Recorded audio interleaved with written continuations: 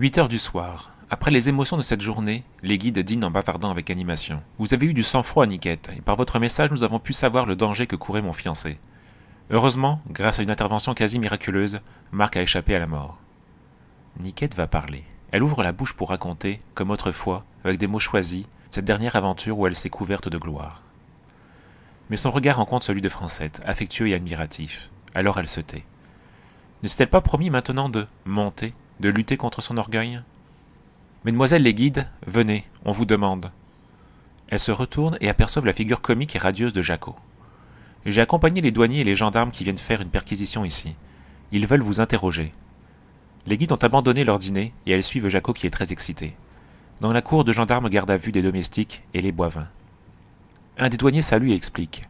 Nous avons été avertis que la cave de cette maison contenait des choses qui devaient nous intéresser.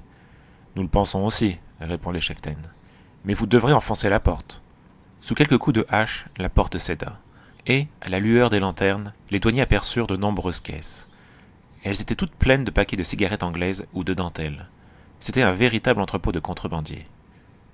Marie-Rose Verdier raconta avec précision tout ce que les guides avaient remarqué depuis leur arrivée. La sardinerie servait certainement de premier relais. Et nous avions au contraire été rassurés par elle. Nous ne saurons jamais quel est le généreux inconnu qui a sauvé M. Vauquelin, et qui nous a livré le secret de cette cave.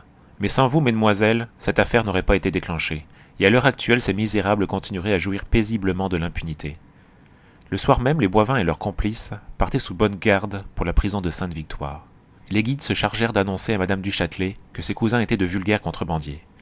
La pauvre femme, qui se remettait lentement, ne parut pas étonnée. Je me doutais bien que ce n'étaient pas d'honnêtes gens, et je remercie la 11e Versailles de m'en avoir délivré. La 11e Versailles, madame, n'a fait que son devoir. Elle a tenu bon, tout simplement.